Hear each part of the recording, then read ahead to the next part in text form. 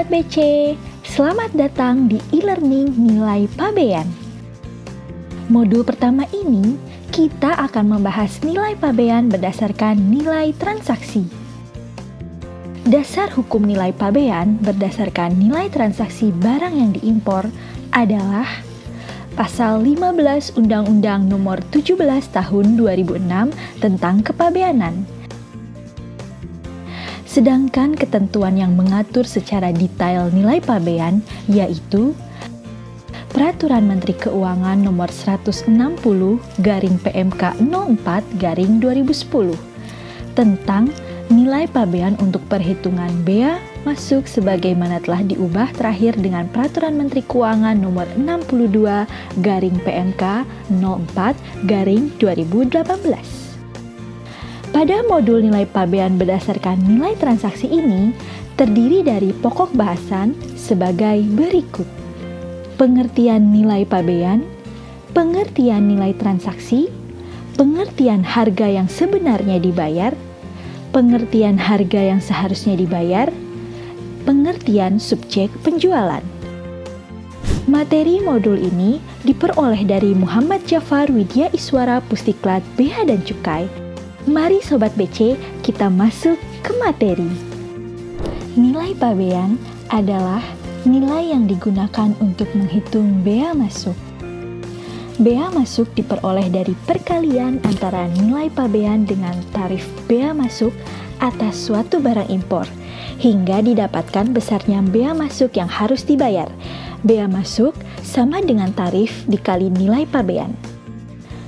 Nilai pabean muncul pada pemberitahuan pabean impor atau PIB yang disampaikan oleh importir. Pada umumnya, nilai pabean menggunakan terminologi Cost Insurance Freight atau CIF. Nilai CIF suatu barang impor setelah dikalikan dengan kurs mata uang asing tertentu yang disepakati dalam kegiatan jual beli barang menjadi nilai pabean. Nilai pabean sama dengan CIF kali kurs. Agar lebih jelas pembahasan tentang nilai pabean, mari kita lihat tampilannya di dokumen pemberitahuan pabean impor. Pada printout PIB akan terlihat gambar seperti di bawah ini. Fokus kita pada kolom nilai pabean ya. Terlihat pada gambar di atas, nilai pabean dalam terminologi CIF sebesar 80.000 US dollar dengan NDPBM atau kurs per 1 US dollar sebesar 13.617 rupiah. Sehingga nilai pabean diberitahukan sebesar 1.089.360.000 rupiah. Nilai ini adalah pemberitahuan dari importir kepada pejabat bea dan cukai yang selanjutnya akan diteliti dan ditetapkan apakah nilai-nilai pabean yang diberitahukan dapat diterima ataukah tidak. Untuk memperjelas pembahasan ini, berikut ini print screen dari modul atau software PIB, di mana pada kolom pengisian nilai pabean akan tampak tampilan seperti di bawah ini. Dalam beberapa kondisi, nilai pabean belum selesai di terminologi CIF karena terdapat biaya-biaya tertentu yang harus ditambahkan sebagaimana yang terlihat pada menu editing harga. Pembahasan biaya-biaya tertentu yang ditambahkan pada CIF ini akan diuraikan pada modul ketiga.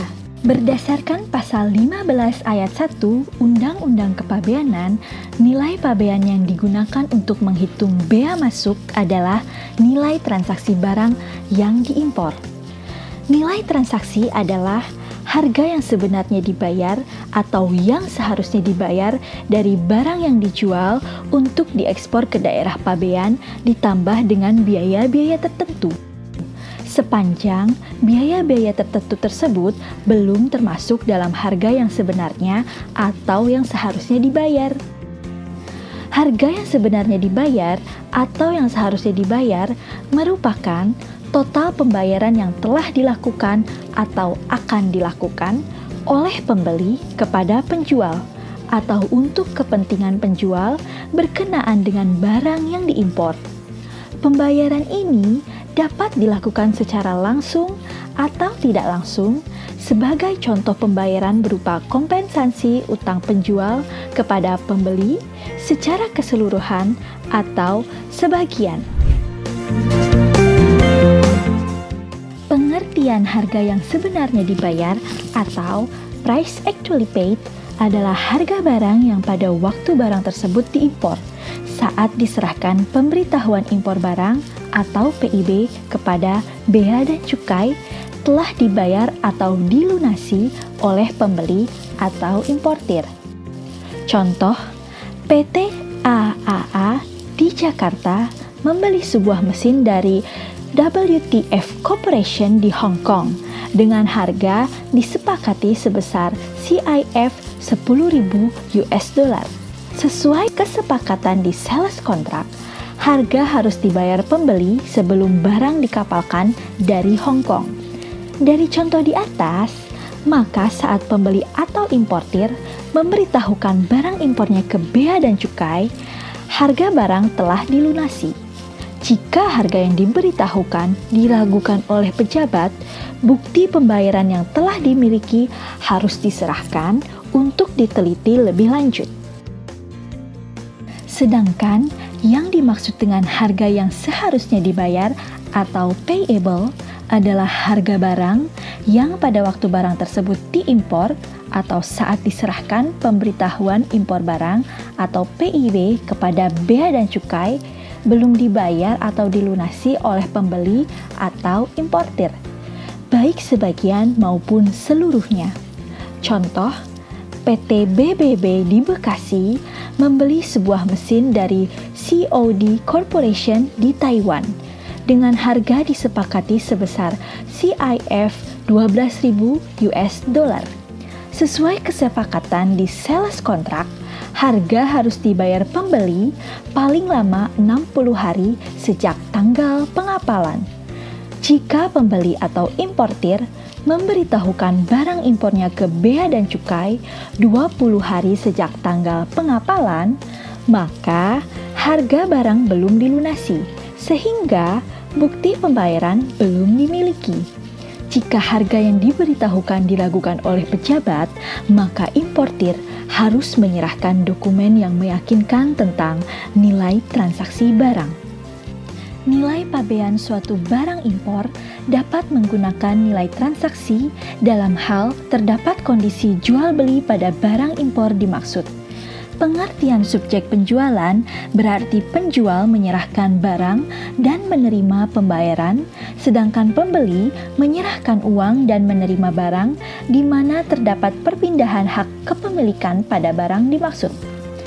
Dalam hal barang impor bukan merupakan subjek dari suatu penjualan, berarti tidak terdapat nilai transaksi, sehingga barang impor yang bersangkutan tidak dapat ditetapkan nilai pabeannya berdasarkan nilai transaksi atau metode 1.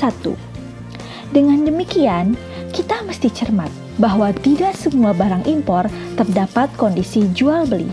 Contoh, barang impor yang bukan merupakan suatu subjek penjualan adalah sebagai berikut. 1. Barang yang dikirim secara konsinyasi yang dijual setelah pengimporan atas perintah dan atau untuk kepentingan pemasok. Pada saat diimpor belum terjadi jual beli. Jual beli yang sebenarnya dilakukan setelah barang impor laku terjual di daerah pabean. Kedua, barang yang dikirim dengan cuma-cuma, misalnya barang hadiah, barang promosi, barang contoh. Biasanya pada invoice tercantum kalimat no commercial value atau value for customs only, atau kadang tertulis free of charge. Ketiga, barang yang diimpor oleh intermediary yang tidak membeli barang di mana barang tersebut dijual setelah pengimporan.